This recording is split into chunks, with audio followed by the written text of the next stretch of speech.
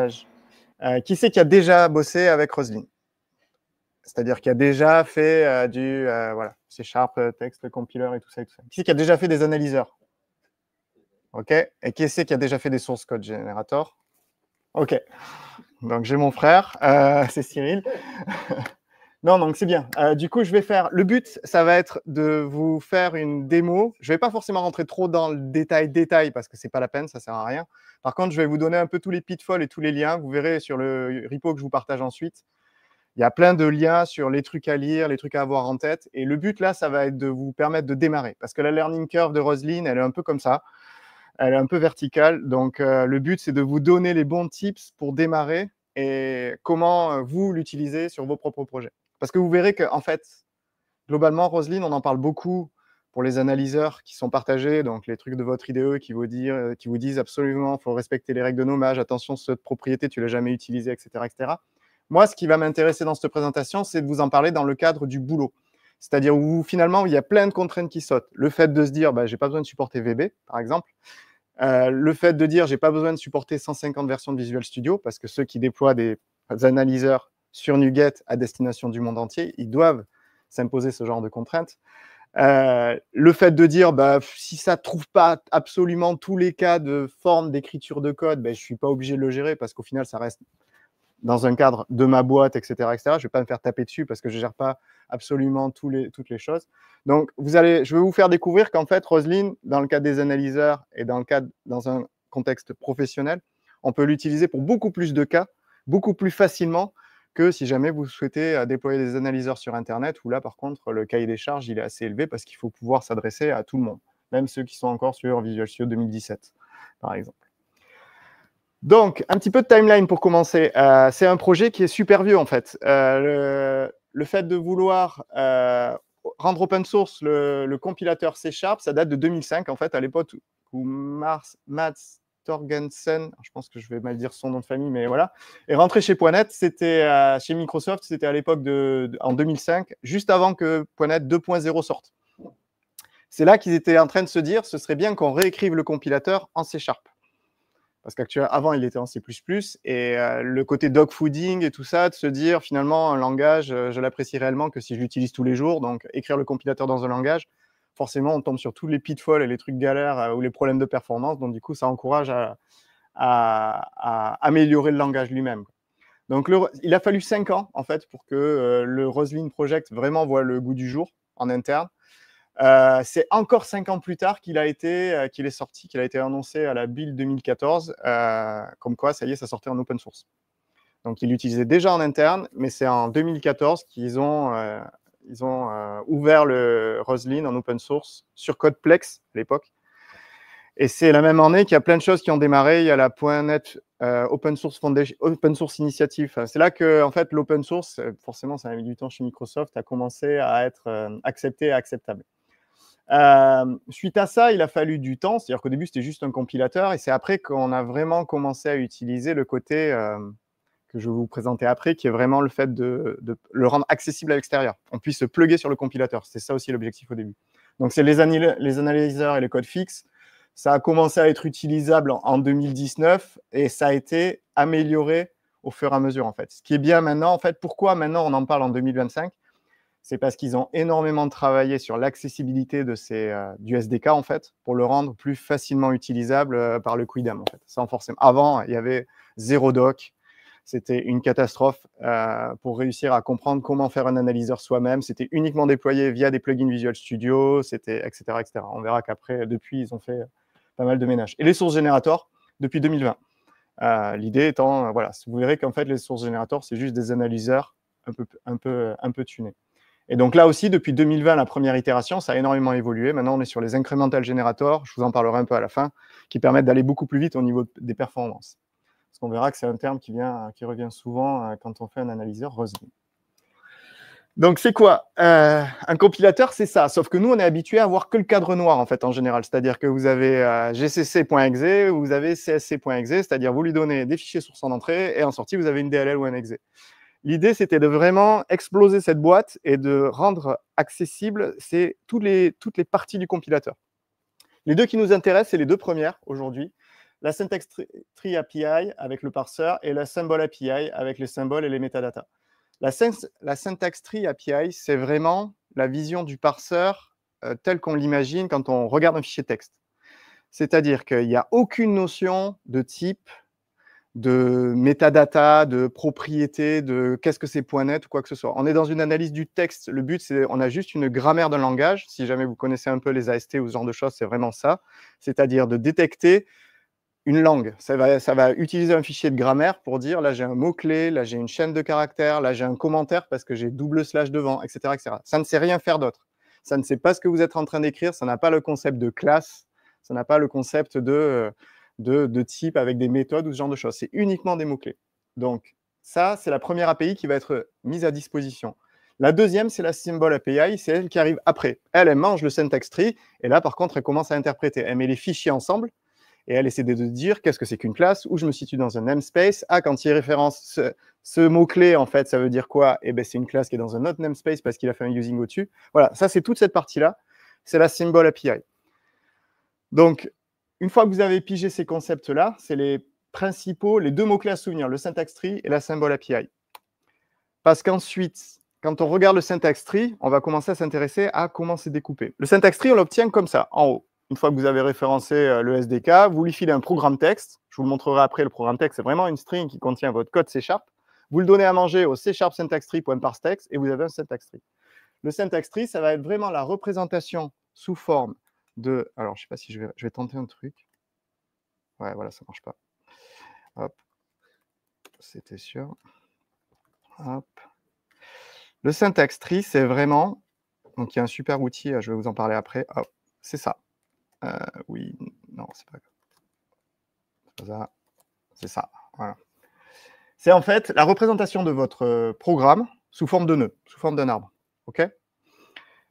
Et vous allez voir si je balade. Alors, attendez, je ne peux pas le faire en live comme ça. Voilà. Il se positionne. Donc là, c'est du temps réel. Hein. Je mets if, hop, vous voyez, il se passe des trucs. Donc ça, c'est un outil que je vais vous montrer après qui est absolument indispensable quand vous commencez à bosser avec Roslyn. C'est le syntax tree visualizer. Le syntax tree visualizer, en fait, c'est la représentation de votre fichier source, en fait, sous forme d'un arbre. OK?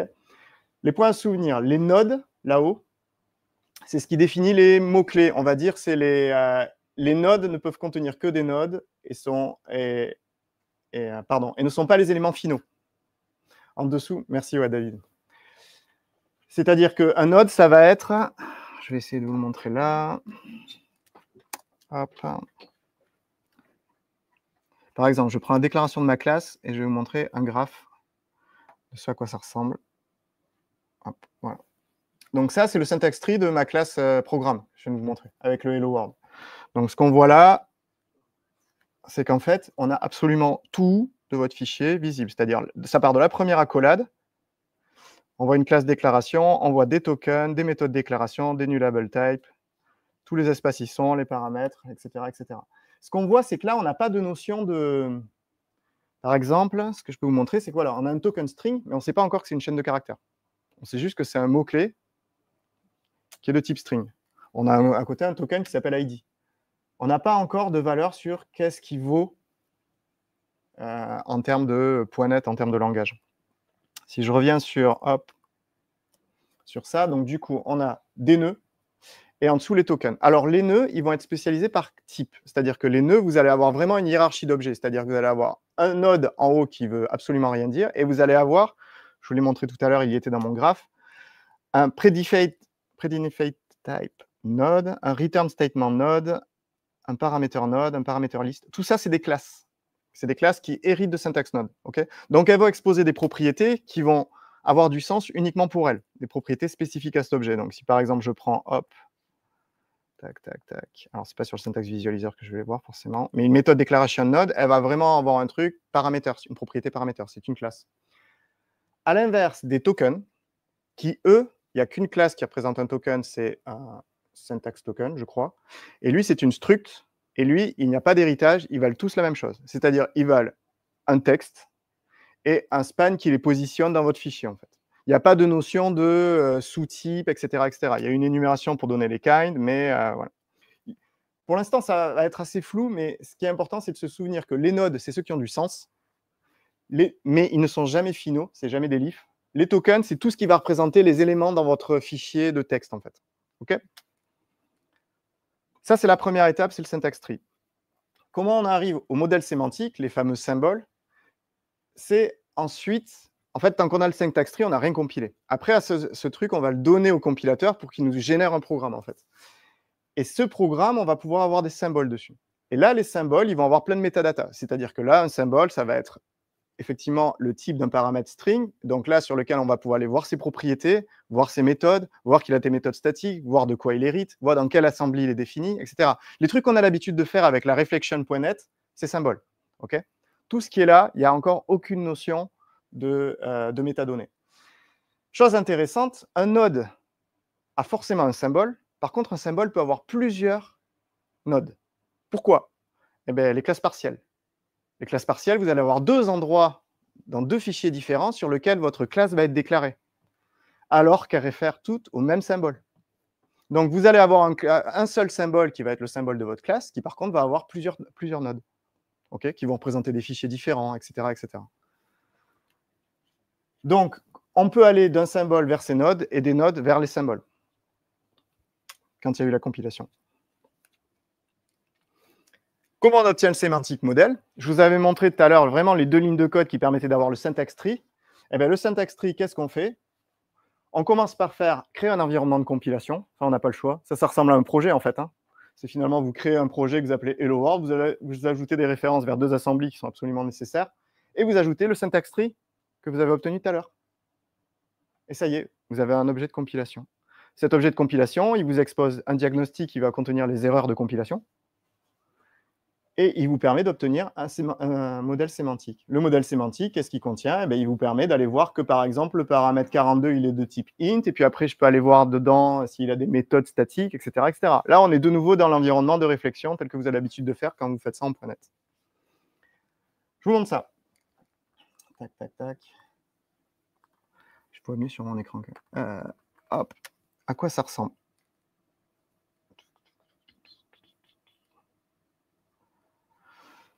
Hop. Donc, c'est bon, vous y voyez suffisamment? Je n'ai pas besoin de zoomer plus. Tac, tac, tac. Donc là, c'est une application console de base. Hein. Je fais un using, donc voilà. Donc le programme texte. Voilà. Bon, vous le connaissez tous, celui-là. Après, dessous, je ne triche pas, donc je fais le parse et j'obtiens la compilation unit. OK? Donc là, j'ai un nœud racine. Si je vous le montre, alors je ne vais pas réussir à vous le montrer en même temps, parce que du coup, hop, forcément. Mais si jamais je prenais ça, ce que je vous avais montré tout à l'heure, voilà, ça c'est la même chose, hein, mais du coup, dans Visual Studio, si je fais ça, voilà. Ce qu'on voit, c'est que tout en haut, le premier nœud, enfin, vous ne le voyez pas, du coup, vous allez me croire, c'est une compilation unit. C'est le node du haut qui représente le haut de votre fichier, en fait. OK? Tac. Si je vous le remonte là, c'est ça que j'obtiens quand je vais récupérer root. Et ensuite, je me balade dans ses propriétés. Je regarde ses kind, les members, c'est le nombre d'éléments qui est en dessous. Je me balade dans l'arbre, en fait, là. OK? Je regarde, comme il est typé de type compilation unit syntax, j'ai une propriété typée qui n'est dispo que sur les compilation unit syntax, qui est la liste des using. OK? On parle en C#. Si vous auriez besoin, si vous aviez la volonté de faire la même chose en VB, ce ne serait pas un C# syntax tree, ce serait un VB syntax tree, et vous feriez exactement la même chose. Mais ça ne serait pas les mêmes propriétés, du coup. Vous avez le nombre de using. Dessous, on se promène et on regarde ces using directive syntax qui me permettent de savoir exactement quels sont les using qui ont été déclarés. Je me promène dedans, etc. Je me promène sur le premier namespace, qui est une namespace declaration syntax. Dedans, je regarde, je vais récupérer la classe programme, je vais récupérer la classe main. Là, le programme n'est pas forcément valide. Vous pouvez avoir des erreurs de compilation. Mais en fait, il vous a permis d'analyser le fichier tel qu'il est. Donc, si je lance ça, la première partie, tac, je vais regarder si je ne suis pas sûr d'être sur ce projet en démarrage. Hop, si c'est ça, hop, F5. Oh, c'est pour vous montrer. Tac. Voilà, bon. Vous n'êtes pas surpris, ça marche. Ok. Je me suis promené, en fait, sur mon fichier source. Ok. À ce stade, je n'ai pas compilé, je n'ai pas un programme. On arrive à obtenir le code source de certaines parties. C'est-à-dire que là, la dernière partie, the body text of the main method follows. Je suis allé voir la partie programme et je vais demander, fais-moi un toString de ce que tu contiens, en fait. Et j'ai tel quel ce qui est dans mon code source. OK? Hop. Le semantic model, c'est juste après. Une fois que j'ai ça, eh ben, j'essaye de compiler. Donc, je refais un hello world, je fais mon type of assembly, mon add reference, j'obtiens le semantic model. Et là, je me promène dedans. C'est-à-dire que là, ce que je fais, c'est que j'ai conservé mon node que j'avais obtenu tout à l'heure de la méthode main, et je l'utilise pour le modèle syntaxique en lui disant, ben, renvoie-moi le symbole qui correspond. Donc, soit il vous renvoie nul parce que vous lui avez filé un node qui n'avait pas de modèle, soit il vous renvoie quelque chose. Et là, j'obtiens un méthode symbole. Okay, donc là, on revient dans le cadre de la réflexion .NET traditionnelle.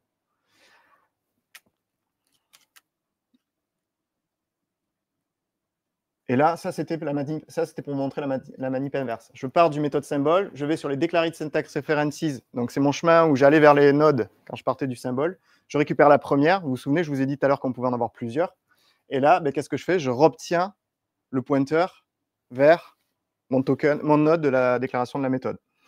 Qu'est-ce que je fais ensuite? Sur ma méthode main, je vais voir ses descendants de type littéral expression syntaxe. Je vais chercher l'endroit où j'ai écrit hello world, en fait. Je récupère son type. Je m'intéresse au type qui a été passé en paramètre. Donc, ça va être string si jamais j'ai marqué hello world. Je récupère ses members. Donc là, ça y est, on commence à retomber en terrain connu. Ça ressemble à de la réflexion. Mais ce n'est pas la même chose. Hein, ce n'est pas la même API. Hein. Je récupère toutes les méthodes de ce symbole que je suis allé récupérer. Je récupère toutes celles qui renvoient un string. Je supprime les overloads, parce qu'il peut y en avoir plusieurs. Et je les affiche. Et donc, c'est ce que j'ai obtenu. Je vous ai spoilé tout à l'heure quand j'ai fait F5. J'appuie sur une touche. Hop, voilà. Donc là, il est en train de m'exposer toutes les méthodes statiques de la classe string. Si jamais je fais ça, tac. Voilà, pour montrer que c'est pas triché. Hein. 42, 5.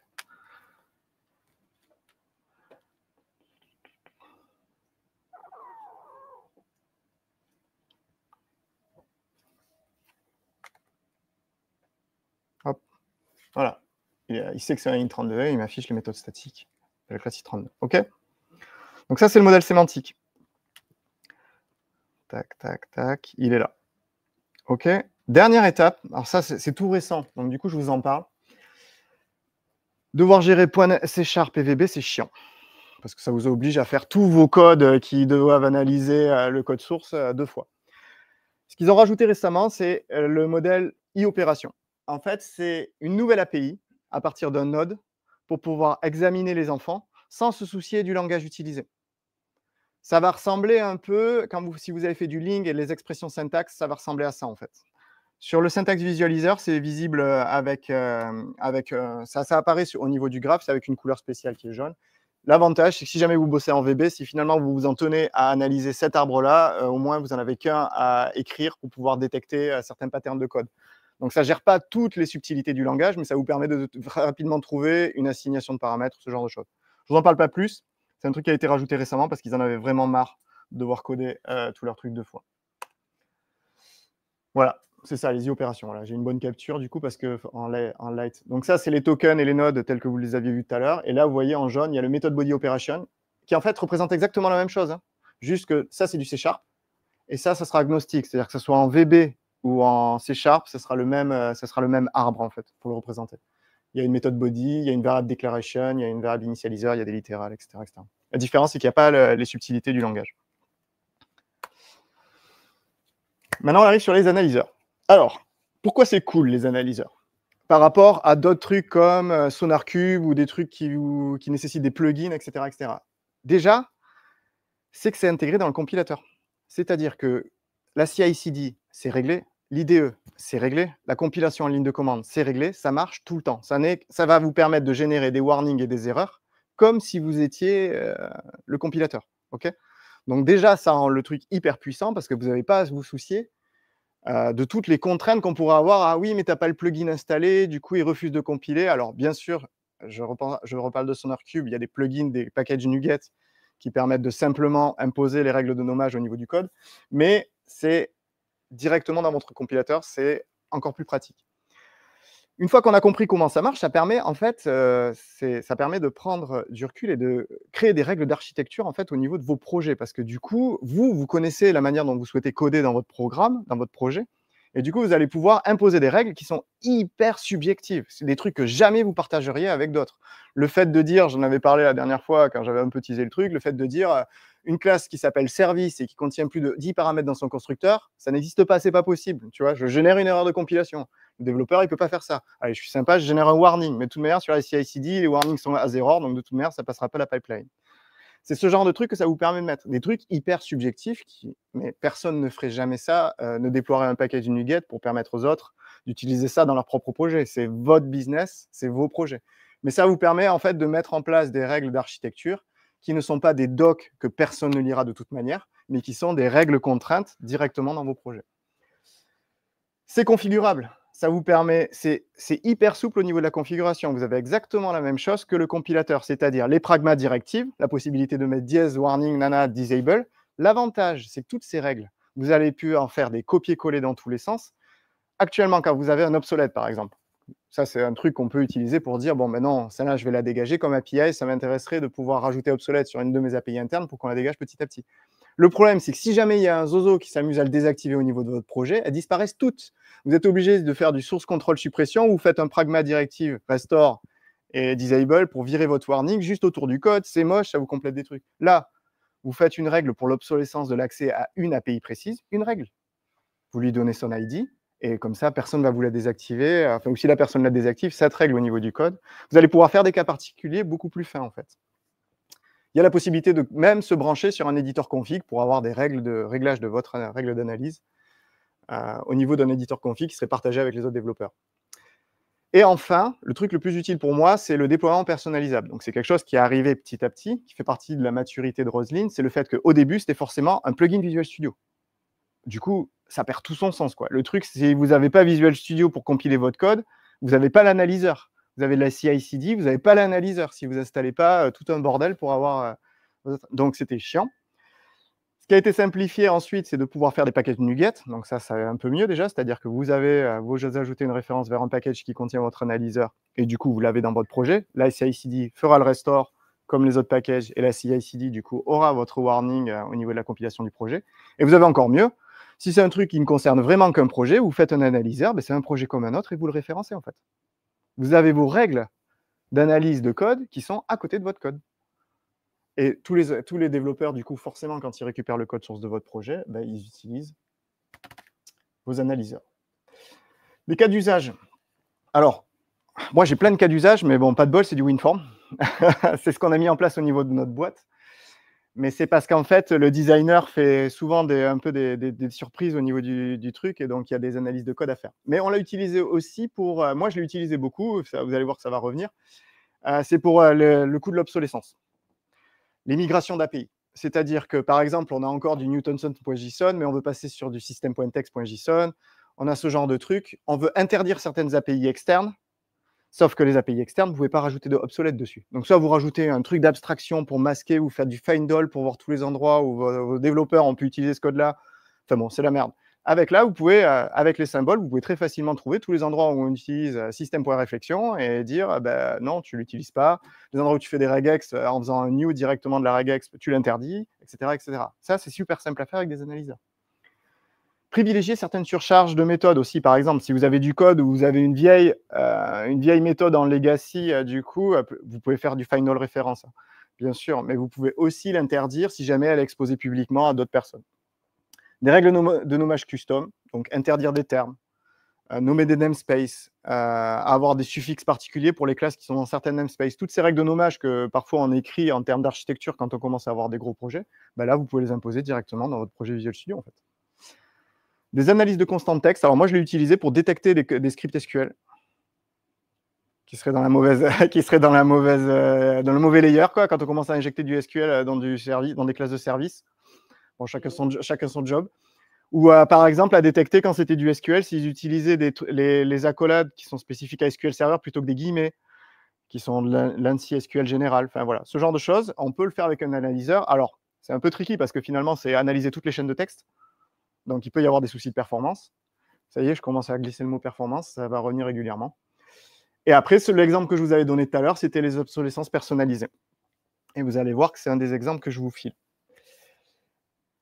Pour faire un analyseur, comment l'aborder? Déjà, savoir s'il y aura besoin d'un code fixe ou pas. Ça simplifie vachement le dev. C'est-à-dire que les codes fixes, et vous savez, quand il vous dit vous avez mal nommé votre variable, et puis dans les suggestions, il vous propose de mettre en majuscule, en minuscule à votre place. Bon, ça, c'est un code fixe. Si vous voulez juste remonter des warnings ou des erreurs pour emmerder vos développeurs, vous n'avez pas besoin de ça en fait. Il se démerde. Le mec, il renomme son truc correctement. Vous n'allez pas lui fixer son code en plus. Ensuite, la partie, ça va être de se demander si votre analyseur il est stateless ou stateful. C'est-à-dire qu'en fait, vous avez deux cas. Vous avez le cas simple où vous êtes en train de parser votre fichier, enfin vos classes, votre code, et vous avez juste besoin de vous dire à un moment donné, ah, il a fait une connerie, je monte une erreur. Et l'autre cas, ça c'est le cas stateless, tout simple. Et le cas stateful, c'est quand vous allez avoir besoin, vous voulez des infos sur ce qui s'est passé avant. Par exemple, détecter qu'une méthode utilise tous les paramètres qu'on lui a filés. Ça existe déjà dans Visual Studio. Mais vous allez commencer par vous brancher sur toutes les déclarations de méthode. Vous allez lister tous les paramètres, les stocker, en ayant un boulin oui-non si jamais il est utilisé ou pas. Et après, vous allez dire, démarre l'analyse de ma méthode, et vous allez vous intéresser à chaque fois qu'une variable est utilisée. Si c'est un de mes paramètres, je mets le flag. Et à la fin de l'examen de mon bloc, je regarde cette classe, donc ce state. Si jamais il y a des paramètres qui n'ont pas été utilisés, je rajoute une erreur de diagnostic. OK? Ça, c'est le stateful. Ça ne va pas être codé tout à fait de la même manière. Et il y a un dernier cas, mais bon, de toute manière, c'est expliqué dans les tutos qui sont là, c'est la possibilité de se brancher sur un fichier pour faire de l'analyse de code. C'est-à-dire que vous pouvez avoir un fichier, par exemple, leur exemple parfait, c'est d'avoir un fichier dictionnaire de termes interdits dans votre code. Donc l'analyseur, il va commencer par lire ce fichier, il va le monter, et ensuite il va s'intéresser à tout ce qui se passe dans votre code, et si jamais il voit un des termes apparaître, il vous remonte une erreur. OK? Donc, dans tous les cas, vous allez voir que ça c'est super bien résumé sur ce lien qui de toute manière est dans le README, etc. Alors tout ce que je vous dis là, paniquez pas si vous n'avez pas retenu ou si vous n'avez pas totalement verrouillé tout. Dans les liens que je vous ai donnés, c'est bien expliqué. Allez, c'est parti. Alors, premier analyseur, le cas simple. Je vais reprendre celui qui propose sur Roslyn. Déjà, la structure du projet. Alors, je vais zoomer une dernière fois pour vous montrer ça. En général, vos analyseurs, le maximum... En fait, pour créer un analyseur, c'est tout simple. Il faut créer un fichier CSproj et référencer Roslyn. Donc, c'est ça, Microsoft Code Analyse, analyseur, référence à version. Les private assets, c'est pour lui dire ne ramène pas les DLL que tu références, parce que finalement, les DLL, tu n'en as pas besoin quand on va vraiment l'exécuter, c'est le compilateur qui va te les donner. Okay, donc, c'est une DLL pure, un analyseur qui n'a pas ses dépendances. Okay, et c'est ça qui fout la merde quand vous devez gérer Visual Studio 2019, 2017, etc. C'est que vous n'avez pas mis votre version de Roslyn, vous dépendez de la version de Roslyn qui tourne dans le compilateur.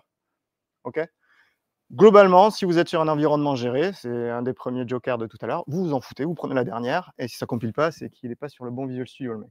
Ou Rider, enfin, c'est pas. D'ailleurs, je dis Visual Studio, c'est une erreur. Hein, c'est la version du SDK installée sur votre poste. Hein. C'est ça qui décide. Hein. C'est pas du tout. Donc voilà, faire un analyseur, c'est juste que référencer deux packages. OK? Là, vous avez tout ce qu'il faut. Après, ce qu'on a en général, c'est si vous faites des codes fixes, vous aurez un projet à part pour les codes fixes, ou vous pouvez avoir le même, mais bon, c'est. Si jamais vous souhaitez le déployer sur NuGet, vous avez besoin d'un projet package. Si c'est en interne, vous en foutez. Un projet de test, parce que vous verrez que les tests, c'est comme ça qu'on développe sur Roslyn. Et après, là, j'ai fait un point app sympa, c'est juste pour vous faire une démo où je référence mon propre analyseur avec une project reference, pour vous montrer la gueule que ça a. Mais c'est tout. Au final, hop. Donc, mon projet, il est là. Et donc, un Alcops, un premier analyseur, ça ressemble à ça. Donc, c'est tout simplement une classe qui hérite de Diagnostic Analyzer, qui dit pour quel langage elle gère. Vous êtes obligé de définir une constante. Ça, c'est ce qui apparaît dans la liste des erreurs. Là, c'est votre code, la CSC, nanana. Donc, vous inventez votre préfixe. Donc là, c'est MF, j'ai mis, mais vous mettez ce que vous voulez. Et derrière, un chiffre. Chaque analyseur doit avoir son identifiant unique. C'est ça qui permet justement de le désactiver avec un pragma, avec un dièse. Voilà. La règle, c'est vraiment ce qui va s'afficher sur Visual Studio. Tout con. Donc, un titre, un message format. Vous pouvez lui passer des paramètres qui seront résolus au moment de le nom qu'on tient. Le naming, c'est les catégories. La sévérité, c'est warning ou erreur. Est-ce qu'il est activé par défaut? La description. Voilà. Tout simple. Et les supports diagnostic, parce que vous pouvez avoir un analyseur qui renvoie plusieurs types d'erreurs. Et donc, vous gérez forcément, vous renvoyez un array de rel que vous avez défini, juste au-dessus. L'initialise, c'est la seule méthode à surcharger. Elle prend un contexte d'analyse. Les deux premiers trucs, c'est les trucs qu'on vous conseille de faire tout le temps, c'est de dire, ben, elle permet de gérer mon analyseur est stateless, entre guillemets, en fait. C'est-à-dire que la classe elle-même, je peux en avoir plusieurs qui tournent en parallèle. C'est même pas encore une question de stateless, stateful. Bon, vous le faites tout le temps, vous ne posez pas de questions. Et après, c'est est-ce que j'analyse le code généré par Visual Studio? Oui, non. Ça permet pareil d'augmenter les perfs. Et ensuite, c'est là que vous dites, tout à l'heure, je vous avais montré le compilateur et l'accès au modèle. Là, vous allez vous brancher sur le compilateur. C'est vous dites juste, alors le contexte, moi, j'aimerais bien m'enregistrer dès qu'il se passe un symbole de type nommé. Donc, de type nommé, c'est une déclaration de classe, par exemple. Okay, et bien, chaque fois qu'il y a ça qui se produit, tu appelles cette méthode. Donc, ça va bourriner. Hein. Cette méthode, sur un gros programme, elle est appelée, ça crache. Donc, vous allez voir que l'intérêt de votre analyseur, c'est de faire des returns en permanence. Dès que vous voyez que vous n'êtes pas dans le bon truc, vous return.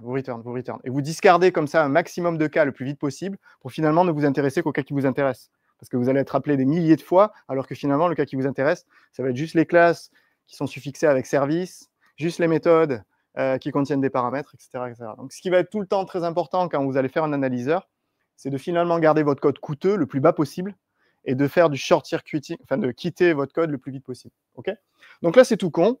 C'est un truc qui s'intéresse. Alors, les name and type, c'est tout. Hein, c'est les paramètres, les noms des classes. En fait, j'ai été un peu trop large. Et là, ça vérifie. Si jamais il a une lettre en minuscule, il rapporte une erreur pour dire, bah non, tu es censé tout écrire en caps lock. Bon, gros. Le mec, il est content. Donc, ça donne ça. Ça donne ça. Pour le tester. Alors, pour le tester, vous avez plein de helpers, pareil, tout ça. Donc, ça se copie-colle. Vous ne le codez surtout pas. Qui vous permettent de tester des analyseurs, en fait. C'est-à-dire que vous lui donnez un code source, vous lui dites vérifie, et lui, il vous renvoie le nombre de warnings qu'il a renvoyé, et vous attendez en avoir un, deux, positionné à tel endroit dans votre fichier, etc., etc. Donc le premier test, en général, ça consiste à ne rien faire pour vérifier que tout fonctionne. Et là, le deuxième, ça consiste à filer du source, mettre un petit markup magique là, pour lui dire c'est là où l'erreur va devoir se lever. Eux, en plus, ils testent un code fixe, donc ils voient si jamais je le fixe, je m'attends à avoir ça. Je lui donne un paramètre et je vérifie que ça va fonctionner. Alors, c'est pas moi? Non. Il y a un truc qui doit vous interpeller, c'est le fait que là, j'ai une coloration bizarre alors que je suis dans une chaîne de caractères. Alors ça, c'est cadeau. C'est parce qu'en fait, je voulais rajouter parce que moi, je ne savais pas que ça existait non plus. Il suffit de rajouter un attribut sur vos méthodes, sur les méthodes de test, qui permettent de dire, ça, en fait, c'est du C# testé. OK. Attends, mais sur d'où cette méthode? Elle vient d'où? Alors, cette méthode, c'est des helpers dont ils vous filent le source pour vous aider à développer, mais c'est en fait... Pardon, je recommence. Le projet de test, il référence un package spécifique pour pouvoir tester. Mais cet attribut que je vous montre là, il est dispo partout. Hein. Il n'est pas dispo il n'est pas spécifique à ce package. Hein. Okay. Il permet juste de marquer un string. C'est une des features de Roslyn. Il permet juste de marquer une string en disant, je te jure, ça c'est tel langage. Et dessous, Visual Studio sait qu'il doit le colorer de manière syntaxique comme du C#.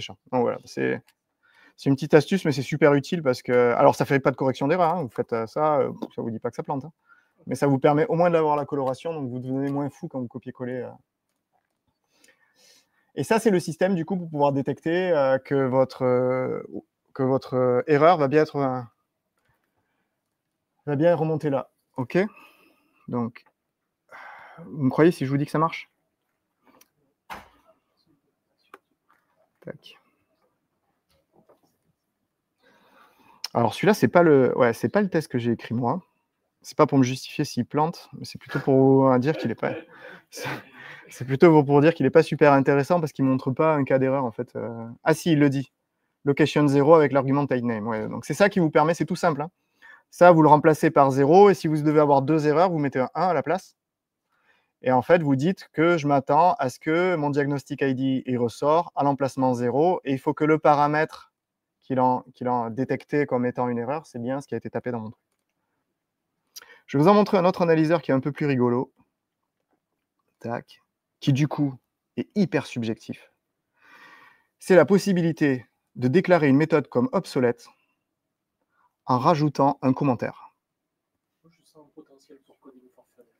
Mais c'est un truc de fou. C'est-à-dire que moi, ce que j'aimerais bien, c'est que dans mon programme, alors je vais vous montrer comme ça, je vais vous montrer le résultat final. Hop.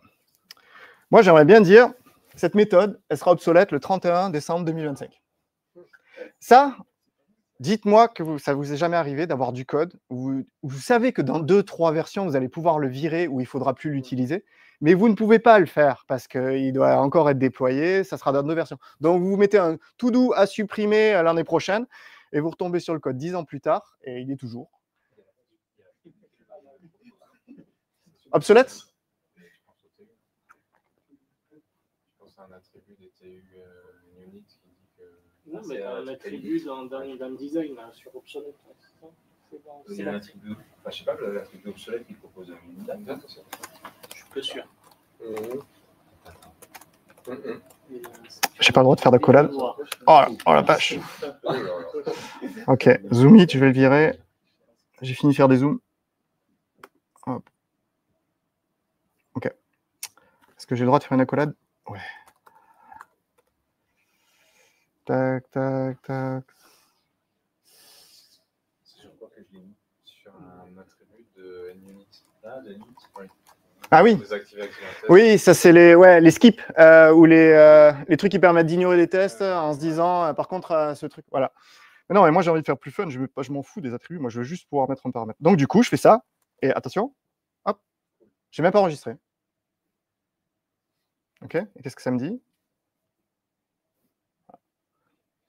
Donc ça c'est un analyseur.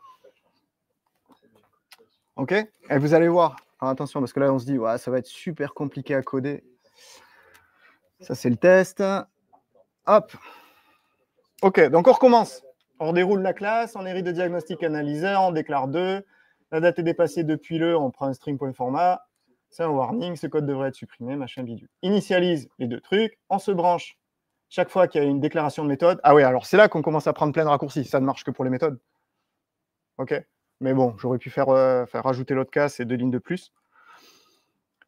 Et là, je m'intéresse. Et là, du coup, on commence à faire des trucs intéressants. C'est le petit nœud dont je ne vous avais pas parlé. Vous avez repéré qu'il y avait un nœud rouge tout à l'heure qui s'appelait Trivia. C'est tout ce qui n'est pas du code, en fait. C'est tout ce qui est commentaires, etc., etc. Ça va être des notes Trivia. Par défaut, ils sont masqués dans le tri parce que la plupart du temps, on s'en fout. Moi, je vais m'y intéresser, du coup. Et donc là, qu'est-ce qu'on fait? On prend les leading Trivia. Donc, c'est ce qui se passe avant la déclaration de la classe. On fait, et là, c'est du link. On fait last or default. On demande si c'est un type single line comment Trivia. Donc là, on est vraiment dans cet axe sharp. Est-ce que ça commence avec double backslash de points obsolète? Sinon, on dégage. Si oui, alors là, on commence à faire de la regexp. Et du coup, on fait une petite détection de date des familles. Si ça ne passe pas, c'est pas bon. Et après, on fait une comparaison avec datetime today. Et si c'est expiré, si c'est pas expiré, c'est bon. Sinon, là, on cherche l'endroit, le token exact du nom de la méthode pour pouvoir souligner au bon endroit, parce qu'on est sympa quand même. On lui montre que c'est vraiment sa méthode qui a expiré. Et donc, je cherche l'endroit, donc l'identifieur, c'est le nom de la méthode. Tout ça, quand vous avez le syntax visualiseur à gauche qui se met en temps réel avec votre code source, c'est du beurre. Ça se fait tout seul, en fait. C'est de la chantilly. Vous vous promenez, vous voyez votre truc, vous dites, ah oui, ça c'est comme ça, etc. C'est trivial à faire. Et là, vous déclarez votre diagnostic. Voilà, c'est fait votre analyseur, il est prêt, vous pouvez le déployer. Est-ce que tu peux avoir des trucs qui sont cross-projets du style Oui, alors ça va être oui, ça va être avec ça va être toujours pareil, sauf que là on va bosser au niveau symbole. Là j'arrive à bosser au niveau, tu vois, là du coup je suis au niveau node parce que je suis vraiment sur le syntax tree, donc ça te garantit des perfs de fou. C'est ça l'avantage. Si tu peux te contenter du syntax tree, fais-le parce que tu es sur un environnement hyper performant. Quand tu commences à bosser au niveau symbole, ça marche aussi. Et il y a plein de cas où tu es obligé de le faire. Mais là, par contre, tu commences à rentrer. Tu sais, le Find All référence qui prend diplôme sous Visual Studio, ou les trucs qui se mettent. Enfin, ou sur Rider, c'est pareil, les code lens qui te disent c'est utilisé à 50 endroits dans ton projet. Bon, ben voilà, c'est le fait qu'ils doivent analyser l'intégralité de la solution, tout ça, tout ça. Là, tu rentres sur un truc un peu plus touchy. Et donc, oui, bien sûr, ça fonctionne. Autre exemple, du coup, je voulais vous montrer un truc en stateful. Donc, j'en ai fait un. Je me suis un peu arraché la tête pour le trouver. La règle que je veux imposer à mes développeurs, ça part de là. C'est si j'ai un bidule loader, si j'ai une classe dans mon projet qui finit par loader et qui a une méthode qui commence par load, je ne veux qu'il n'y ait qu'un endroit où on retourne un objet.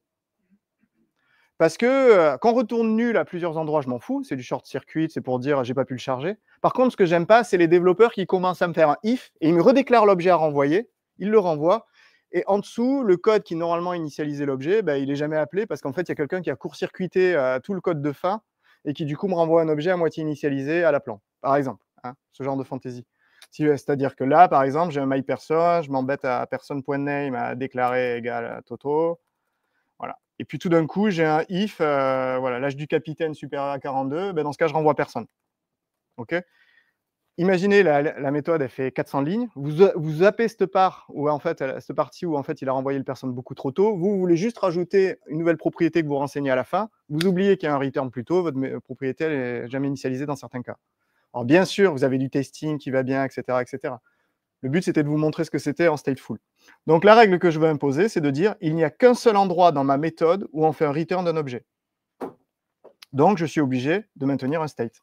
Comment ça se passe? Exactement comme tout à l'heure, sauf qu'on register un code block start. Là, ça va être une méthode qui va être appelée chaque fois qu'un bloc de code démarre. OK? C'est ce qui nous intéresse ici. On va s'intéresser à un bloc de code qui démarre lorsque le symbole qui déclare ce bloc est une méthode. OK? Premier court-circuit.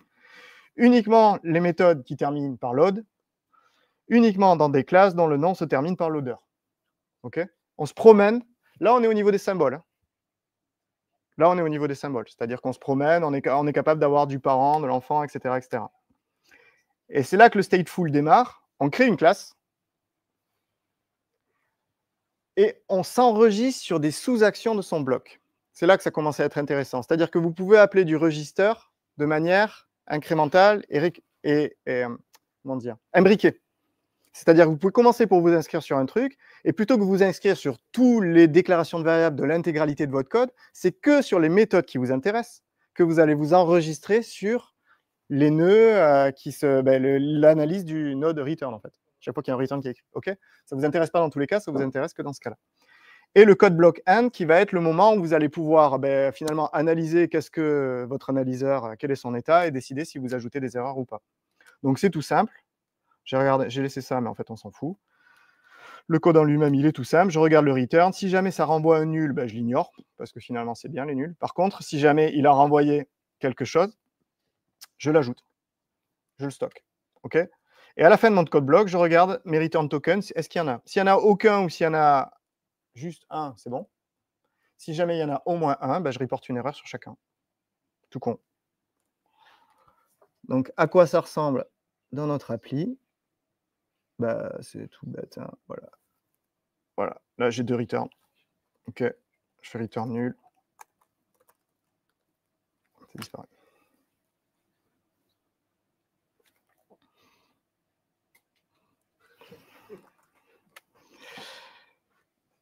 C'est tout pour les analyseurs. Et donc, maintenant, vous voyez que c'est tout simple. Le code fixe, je ne sais plus ce que c'est. Ah ben non, il ne me permet même pas de le faire. Si. Donc, les MF, on les voit là. Ah non, je l'ai désactivé là, oui. Bon. Je n'ai pas référencé les codes fixes. Donc, du coup, vous voyez, comme le code fixe a été dans un projet à part, normalement, eux, ils avaient fait un code fixe où ça me passait tout en caps lock. Ils ne l'ont pas fait. Tac, je vous remontre du coup comment vous allez bosser quand vous allez coder un analyseur. Vous allez faire des tests. Vous allez faire des tests parce que l'avantage, c'est que vous pouvez faire du clic droit debug dessus. Donc, vous allez pouvoir vous balader dans vos nodes, vous allez pouvoir voir quel est le nœud, la gueule du syntax tree, etc., en live. OK ? Donc, tout le développement se fait via ce genre de truc. Donc, voilà, mon cas de test, c'est tout simple, c'est le programme. Je mets un obsolète en 2024 et je m'attends à ce qu'il me renvoie une erreur. Et il est censé m'avoir mis 31/12/2024 comme paramètre, parce qu'elle a expiré. Si c'est valide en 2025, voilà, je vérifie qu'il ne m'a pas renvoyé d'erreur de diagnostic. C'est tout. Le single return object, c'est exactement pareil. Pas d'erreur. Dans ce cas-là, une erreur. Dans ce cas-là, j'en ai renvoyé deux. Je m'attends à ce qu'il me renvoie comme quoi il y a deux erreurs, l'expected 1, expected 2, les location 0 et 1. En fait, dans leur package qui vous aide à créer les tests, ils ont créé le parseur de ce truc-là, en fait, qui permet d'analyser ça et de dire, du coup, sinon, vous ne codez pas à la main, le fait de dire, alors il m'a envoyé une erreur, il faut que je vérifie que ce soit ce return-là au niveau de mon test. Est-ce que vous avez des questions chez les analyseurs? Nous, on utilise du Gherkin qui est après converti en code init par un plugin. Ouais. Et du coup, on a fait des tests qui valident un peu certaines règles propres à ça. Et du coup, on a fait des TU, enfin, on parse à la main et on a fait des TU et tout ça. Ouais. Est-ce qu'il y aurait moyen de faire des analyseurs qui analysent la base Gherkin? Alors, le truc, c'est que c'est... Alors, non. Je suis tombé comme ça sur des analyseurs, pareil, je me suis dit, tiens, en WPF, parce que moi, du coup, en WinForm, la chance que j'ai, entre guillemets, c'est que c'est du code généré C# directement dans un .designer.cs. Donc, je me suis régalé. J'ai eu un code, en plus, ça s'appelle Initialize Component, enfin, c'est du bonheur. Oui, j'ai dit, c'était génial à faire. Ouais. Et, par contre, je me suis dit, pourquoi pas la même chose en WPF? Mais non, c'est niqué. Parce qu'en fait, le compilateur génère directement un truc qui n'est pas du C#, enfin, vous n'avez pas accès, c'est le fameux, je sais plus ce que c'est ouais, c'est l'examel, mais du coup, génère, ouais, c'est ça. BAML, ouais, c'est ça. Il y a des fichiers, il y a un format de fichier intermédiaire qui est fait pour des raisons de performance. Donc non, le seul moyen que tu puisses avoir, c'est effectivement si tu as du code gen. Si jamais c'est de la génération de code, si jamais tu réécris ton truc qui parse ton langage, alors j'imagine pas vous qui l'avez écrit, si? Eh non, c'est ça. Si jamais eux avaient utilisé un source générateur, l'avantage c'est que ça génère du C# et vous l'avez vu dans les options que j'ai mis au début de l'analyseur, on peut dire analyse aussi le code généré. Et dans ce cas, ça peut vous remonter des warnings sur du code généré par un source générateur. Et là c'est bingo. Là. Mais pas de bol. Si jamais ça vous génère un truc, en fait, si ça passe, en fait, la question c'est est-ce que le .cs qui génère, il est passé en entrée de Roslyn? Est-ce qu'il est passé en entrée du compilateur? Si la réponse est oui, eh ben, dans ce cas, il y a moyen. Dans ce cas, il y a moyen de faire des trucs. Mais à tester, ouais. Mais ça vous permet effectivement, ouais, parce qu'en plus, tu as accès au nom du fichier, tout ça et tout ça. Donc, si jamais il y a des patterns, c'est pour ça qu'en général, pour les sources générateurs, je vais en parler après, on appelle les fichiers .g.cs.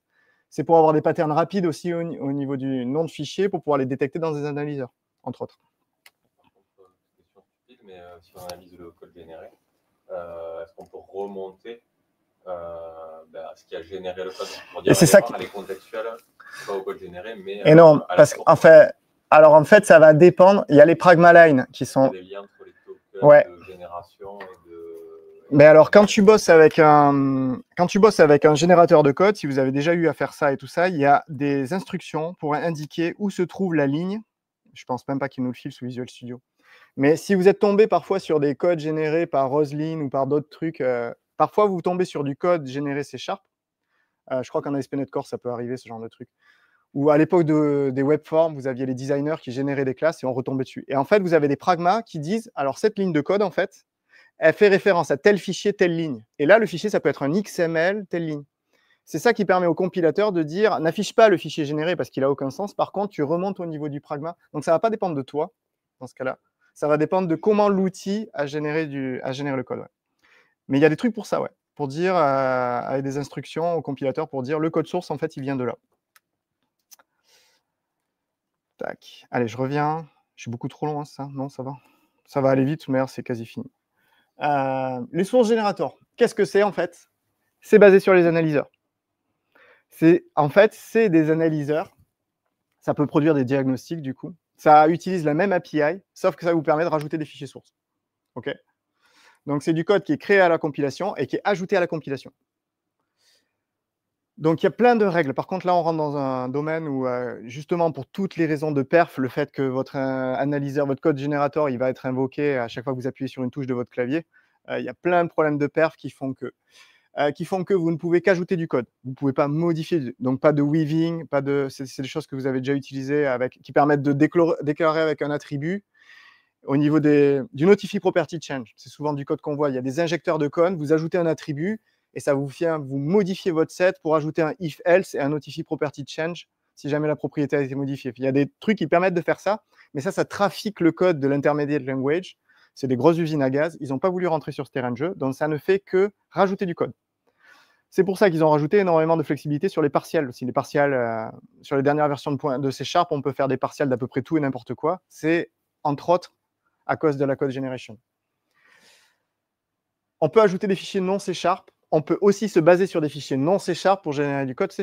Vous pouvez, donc là, on revient sur le délire des text templates, des .tt, des for templates qui sont des outils de génération de code spécifiques à Visual Studio qui permettent de générer des fichiers C#. Mais vous pourriez avoir l'exemple parfait qui donne tout le temps, c'est des CSV. C'est-à-dire que vous pouvez avoir un générateur de code, vous incluez directement des CSV dans votre projet et il vous génère une classe qui correspond à toutes les colonnes et qui permet de parser le fichier, le format de fichier en fait. C'est des type generators, mais directement. Sharp, ça existe depuis. Et ouais. Alors, j'ai pas fait de parenthèse sur F Sharp. Le problème, le choix qu'a fait F Sharp très tôt, c'est d'avoir leur propre compilateur. Manque de bol. Enfin, bon, voilà, c'est l'histoire de deux histoires, quoi, en fait. Ouais.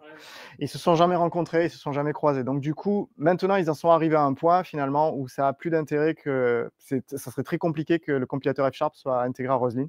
Ce qui, à mon avis, est très, très dommage. Mais bon, maintenant, c'est comme ça. Les deux vivent leur vie. Donc, tout ce que je vous dis là ne s'applique pas à F Sharp, malheureusement. Donc, on peut ajouter des fichiers non C Sharp. L'ordre n'est pas déterministe, donc c'est en discussion pour le changer. C'est-à-dire que vous pouvez avoir des sources générateurs qui passent d'autres derrière d'autres sources générateurs. Vous pouvez avoir des cas où vous avez des sources générateurs où l'ordre peut avoir une importance. Parce que vous aimeriez bien que le code qui est généré par le premier soit appelé avant le code qui est généré par le deuxième. Vous n'avez pas la main dessus. C'est en discussion parce que ça pose même des problèmes en interne. En fait, ce qui se passe, c'est que depuis 2 ou 3 versions de .NET, ils commencent à utiliser les code generation pour tout. Surtout pour le problématique de l'AOT et de la réflexion. Je pense que vous en avez tous entendu parler, l'histoire du fait que JSON.NET, enfin JSON et ce genre de choses, si jamais vous voulez faire de la compilation native, vous ne pouvez pas faire de réflexion. Or, toutes les librairies de sérialisation se basent sur la réflexion. Donc, le seul moyen, c'est d'avoir des sources générateurs, c'est-à-dire de dire, mon type, il va être compilé, génère-moi le code dès la compilation pour lire le JSON qui correspond à mon type. Okay, c'est le seul moyen pour pouvoir faire du natif. Comme ils se sont mis à énormément utiliser, dogfooding pour la bonne cause, du coup, ils s'aperçoivent qu'il y a des limitations forcément qui veulent outrepasser. Donc, l'ordre non déterministe en fait partie. Et l'incremental generation, c'est ce que je vous ai dit après, c'est qu'ils sont aperçus qu'en fait, la première version des sources générateurs, ça avait des perfs de merde parce que c'était appelé trop souvent et il fallait trouver un moyen pour pouvoir cacher des décisions qu'on avait prises pendant la génération du code pour pouvoir se dire, en fait, si il n'y a pas ça ou ça qui a changé, c'est pas la peine de régénérer mon fichier source. Parce que le problème, c'est que la génération de code source, on parle d'écriture de fichiers sur le disque, on parle donc au niveau de l'impact, au niveau des performances de compilation, c'est énorme. Les use cases, voilà, les deux gros use cases du source generator, c'est éviter du code redondant sensible aux erreurs. Typiquement, si vous faites du code où vous apercevez que toutes vos classes métiers ou tous vos DTO, vous êtes obligé de copier-coller du code, des trucs que vous répétez chaque fois, etc. Ça peut être des trucs qui sont assez spécifiques, que vous devez écrire que dans certains cas ou des trucs comme ça, mais quand vous répétez du code à plusieurs endroits, en fait. Okay, des trucs, vous avez fait des classes métiers, vous devez surcharger des méthodes, examiner toutes les propriétés pour voir s'il se passe un truc avant de renvoyer true ou false. Bon, mais ça, typiquement, ça marche pour du code generator. Okay, ou tout ce qui est, on ne veut pas utiliser la réflexion. On veut générer du code, fonction du code. Et on ne veut pas qu'à l'exécution, on soit obligé de faire des getType, getProperties ou ce genre de trucs. C'est les deux gros use cases. Question ? Il ne montre pas sur le fait de vraiment générer du code du style à des DSL ou des choses comme ça. Si, c'est le cas du CSV, quoi. Ouais, c'est ça. Mais il n'y a pas d'exemple. C'est le cas du CSV, finalement, c'est un DSL qui décrit un truc. Mais oui, c'est typiquement ce genre de truc. Parser un format de fichier pour générer une classe C# derrière, oui. Un fichier XML pour pouvoir générer quelque chose derrière. Tout ce qui est OpenAPI, on pourrait se dire, j'ai un schéma JSON, j'ai un source générateur derrière qui me génère toutes les classes qui vont avec. Exactement. Ce qu'il faut repérer avec ça, c'est l'intérêt de se dire, j'ai un source générateur qui va être exécuté à chaque fois que je compile mon projet, versus, je l'ai généré une fois, je le copie-colle et je le touche plus. C'est là qu'en fait, il va y avoir une frontière un peu où on va se dire, est-ce que j'ai besoin d'aller jusqu'à un source générateur? Est-ce que mon fichier est susceptible de changer souvent? Donc, tu vois, parce qu'il va être appelé, alors il y a un système de caching, mais il va être appelé globalement, si ton fichier DSL, tu ne l'as pas touché depuis 10 ans, il y a un moment, tu vas te dire, bon, ma classe CS, en fait, je la copie-colle en dur et c'est fini, elle ne bouge plus, en fait. Alors que ton source générateur, ça va être le truc un peu vivant, tu vois, qui va attendre à ce que tu touches ton fichier CSV pour mettre un accent ou pour ajouter un deuxième L, et instantanément, ton modèle va avoir changé de nom et tous tes appelants vont plus compiler. Tu vois, c'est la limite entre les deux qui est un peu... qui peut faire que de te dire, finalement, j'ai peut-être pas besoin de faire un source générateur pour ça. Allez, la démo. Je libère la parole parce que du coup, je vais vous avoir mis la tête comme une pastèque. Je vais vous parler que de l'exemple le plus classique, qui consiste à dire, je décore du code avec un attribut, et quand je décore ce code, cette classe avec un attribut, je veux qu'un source générateur m'aide et me génère un truc. OK ? Ça va être typiquement une classe, vous allez dire, je la sérialise. Non, attendez, je trouve un exemple. Ça va être mon exemple qui va être très bien. Par exemple, j'ai une classe J'ai override le equals. Par contre, ça me fait chier. À chaque fois, ce genre de classe, je sais que je vais devoir réimplémenter la surcharge de l'opérateur égal est différent. Tout le monde sait l'importance de la différence entre ça et ça? Personne ne sait?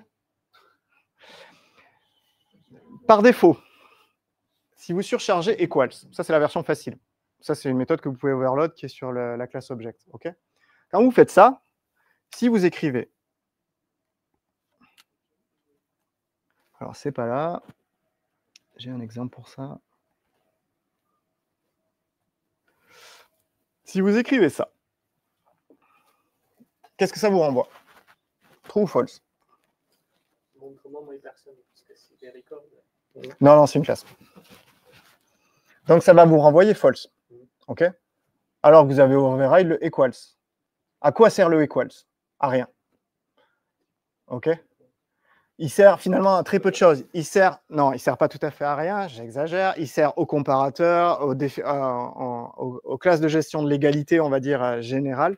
Par contre, sur le cas du développeur, voilà, il peut se dire, effectivement, ça là, tac, ça marche si je fais Pierre, point. Ça marche. Il n'y a pas de problème. C'est utilisé par plein d'API. C'est utilisé, je pense que c'est utilisé dans des outils de sérialisation, justement comme JSON ou ce genre de truc, pour déterminer si une classe est égale à une autre. Il va appeler equals. Pour du link, ça va être utilisé equals, je pense. Oui, c'est sûr même. Pour déterminer si dans un dictionnaire, vous avez une violation de clé, c'est le equals qui va être appelé, etc., etc. Par contre, rien n'empêche un développeur d'écrire égal, et la surprise. Okay, donc, vous avez des cas où vous allez pouvoir vous dire, j'ai pas forcément écrit une struct parce que j'ai pas envie, et parce que ma démo ne marche pas, si je fais ça. Et par contre, j'aimerais bien gérer le égal. Mais le égal, quand vous avez surchargé equals, il est chiant à écrire. C'est tout le temps le même code. Vous prenez ça, vous le copiez-collez en changeant les 4 paramètres et ça passe. Okay, donc ça, why not, source generator. Donc là, ce que j'aimerais bien faire, c'est pouvoir mettre un attribut sur ma personne. Surcharge-moi les opérateurs et génère-moi le code que ça me fait chier de l'écrire à chaque fois. Okay, donc, qu'est-ce qu'on fait dans son générateur? Premier truc qu'on fait, c'est qu'on injecte du code dans votre programme. Parce qu'en fait, l'attribut que vous allez devoir utiliser sur votre classe, ça vous fait chier de devoir dire au développeur, il faut le déclarer dans chaque projet. Donc, en fait, ce que je fais, c'est que je l'injecte. Donc, j'injecte un fichier source dans le compilateur en lui disant, ça existe, c'est bon, t'inquiète. C'est dans le namespace myFirstGenerator, je crée un attribut qui est un attribut marqueur, donc c'est des attributs qui n'ont aucun comportement, mais qui permettent juste de marquer une classe.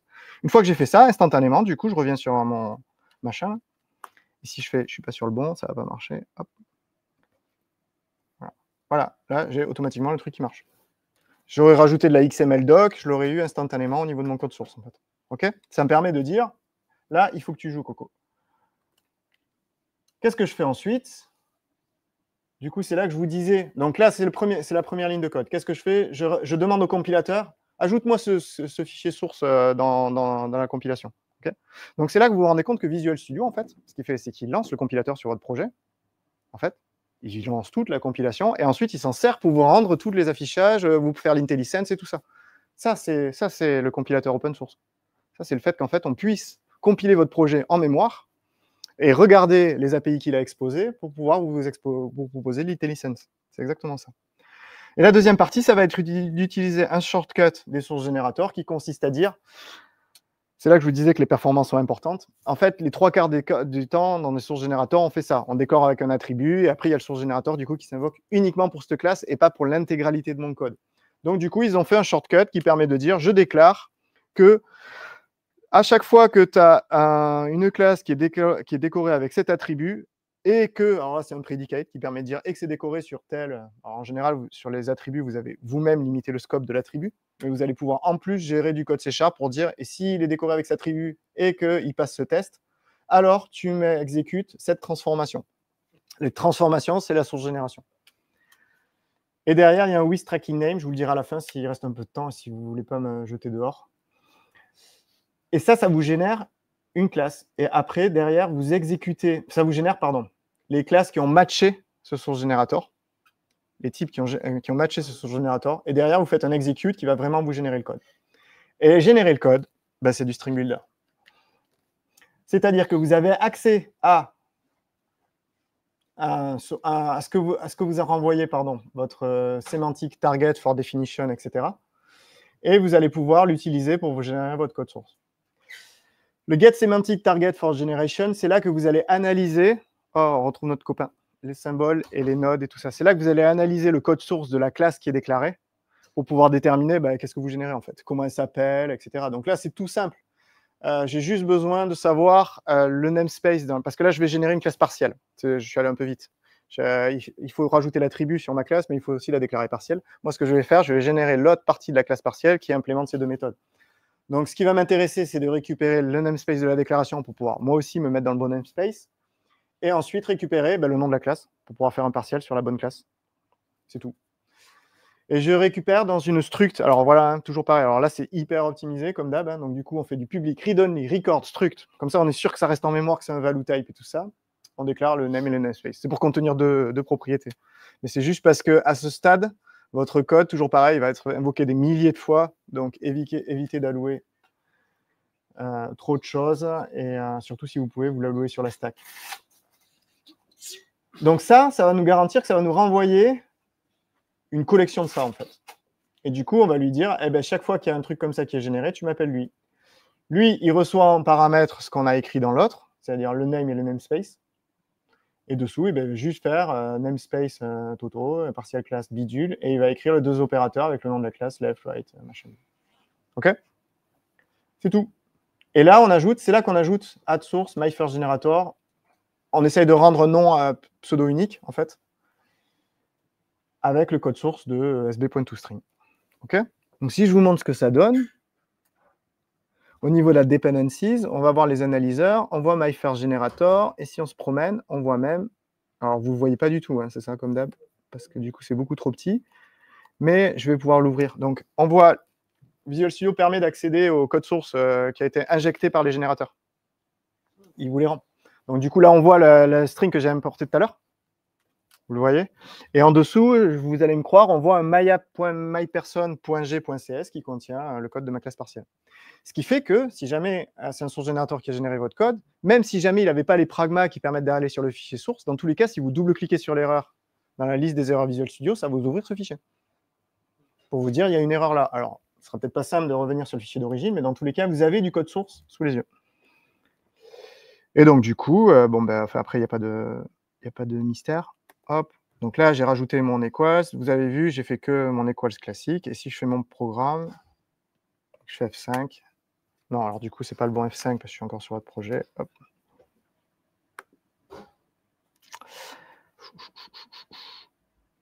Hop, hop, hop. Allez, après, c'est fini. Oui.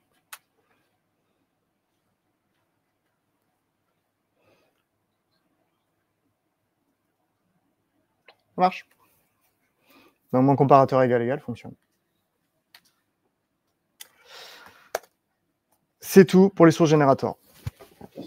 Ouais. Le fichier où tu écris le type attribut, il faut que lui-même soit compilable, j'imagine. Oui. C'est-à-dire que par exemple, on ne peut pas avoir un scénario où on rajouterait une interface et automatiquement le générateur implémenterait les membres de l'interface. Si. Enfin, si, tu peux. Là. Oui, en fait, c'est le résultat qui va être compilé. C'est vraiment comme si tu rajoutais un fichier source. C'est comme si tu t'incrustais au tout début de la compilation en disant je rajoute ce fichier source et en plus je rajoute celui-ci à la fin. On pourrait imaginer le scénario où je rajoute une interface et où je sais que le générateur sait me coder le code de l'interface parce que par rapport au reste de la classe. Exactement. J'aurais très bien pu faire, tu vois, un générateur où là j'aurais déclaré une interface sans problème et j'aurais pu du coup avoir un attribut pour dire, vas-y, implémente-moi cette interface. Et à ta place, il va faire la partiale, finalement, qui va hériter de l'interface. Je ne peux même pas mettre d'attribut, je mets l'interface et il se démerde. Parce qu'il voit qu'il y a l'interface. Oui, par contre, il va le faire pour toutes tes classes de ton projet, quoi. Du moment qu'il y a cette interface. Oui. En fait, ton source générateur, l'avantage de l'attribut, c'est de pouvoir définir sur quoi tu veux implémenter. Après, oui, je suis d'accord avec toi. Si tu es dans le cadre d'un projet où vraiment tu voudrais que toutes les classes implémentent cette interface, oui, tu fais ça. Tu implémentes. Non, je veux dire, dès qu'on l'implémente, elle s'implémente toujours pareil. Ah oui. Pardon, oui, c'est bon, ça fonctionne. Oui, mais il suffirait que tu hérites de cette interface. Alors, tu ne pourrais pas utiliser le raccourci que je t'ai montré qui consiste à dire je me branche sur un attribut. Par contre, tu vas être appelé chaque fois qu'il y a une déclaration de classe. Et là, à toi de voir les interfaces qu'il dit qu'il implémente, et tu rajoutes le code qui manque. Tu peux même vérifier si la personne a implémenté les méthodes, tu le fais pas. Tu vois, tu peux même dire, comme ça, tu permets aux développeurs de dire, bah, si jamais tu estimes que ton cas il est compliqué, bah, dans ce cas, tu l'implémentes toi-même. Par contre, si tu veux laisser le comportement par défaut, bah, dans ce cas, ouais, ça marche. Ça fonctionne.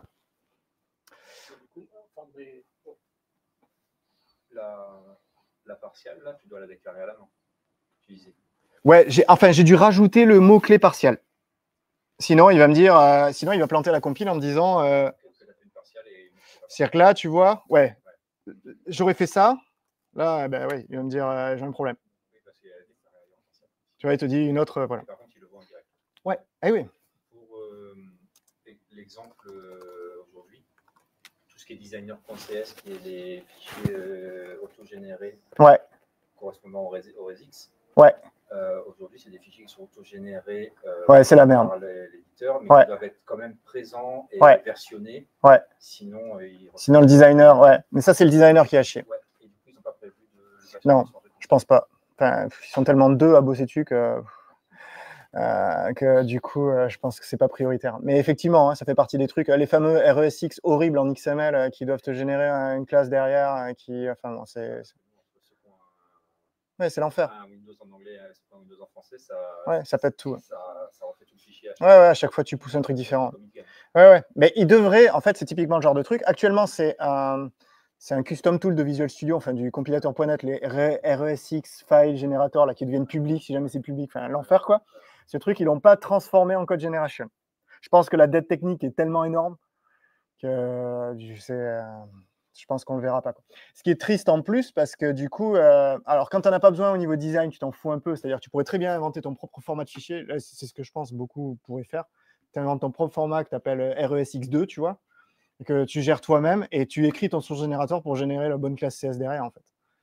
Et tu inclus, parce que tu peux inclure bien sûr tes ressources binaires comme des ressources dans ton assembly, et toi-même générer la classe utilitaire pour accéder à ces ressources. C'est ce que les gens devraient faire en fait. Mais bon, le problème c'est que personne, c'est quand même un peu chiant à faire. Donc oui, j'aurais espéré moi aussi qu'eux le fassent, mais c'est typiquement un genre de truc, les sources générateurs, ce serait génial. Ouais, c'est exactement ça. Je peux revenir à la question d'Olivier. Ouais. Parce que le truc, en fait, c'était de dire si j'ai une classe dont je lui dis qu'elle doit implémenter une interface et que cette interface-là n'a pas d'implémentation par défaut, parce que depuis quelques versions de C#, on peut rajouter de l'implémentation par défaut, donc on peut avoir du code dans les interfaces. Ouais. Là, sans générateur, ça c'est du code C# qui n'est pas valide, ça compile pas. Ouais. Donc ça veut dire que si j'ai mon source générateur, là, lui, il est dans la pipeline de compilation. Au moment où lui, il va générer le code qui va bien, Visual Studio est content. Le Visual Studio, il va être content. Ouais, c'est ça. Typiquement, l'exemple, ça serait là, ta classe MyPerson, tu as écrit à la main le equal, c'est le getHashcode. Si tu l'avais fait implémenter iEquatable, qui du coup dit qu'on a défini ça, est-ce que là, il pourrait... Ouais. Franchement, je pense qu'il me faut 10 minutes pour le faire. Ouais, c'est ça. Mais je vais pas le faire. Mais oui, c'est un bon exercice. Ce qui est, en fait, et c'est là que ça s'ouvre, quoi. Enfin, franchement, quand vous commencez à réfléchir à ça, et même les analyseurs sur votre propre code et les règles métiers, ce que je disais, c'est qu'en fait, on n'y pense pas en tant qu'architecte, en tant que développeur et tout ça, de se dire, j'ai accès à ça, en fait. Je peux imaginer des trucs de malade en contrainte, en aide pour coder, et les gens l'ont pas réalisé encore, ça. Je trouve. Oui, exactement. Ça fait du code magique. Alors, le tooling est sympa, c'est-à-dire que globalement, vous savez où il est quand même. Ça se passe pas à la toute fin, tu vois. C'est pas, ouais, t'inquiète, ça va te faire des erreurs, mais à la compilation, ça marchera. Tu peux quand même aller voir, c'est bien de pouvoir aller voir la gueule du code source, tu vois. C'est un peu rassurant, quoi. Mais oui, c'est un peu magique. Mais entre ça et les conventions qui t'abstraient absolument tout, là, les espèces d'automappeurs qu'on utilisait à l'époque, ils te prennent un truc et comme par magie, tu as deux classes qui n'ont rien à voir et te les compilent. Là, avec un source générateur, tu peux lui dire « Génère-moi un mapper pour ce type ».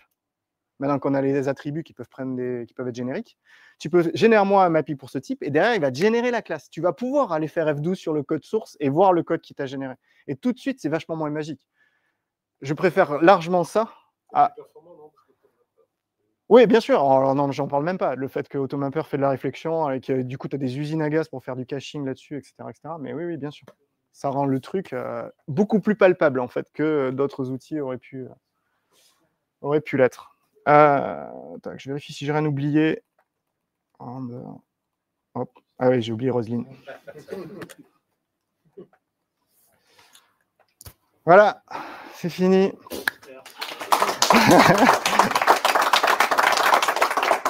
Je pensais que ça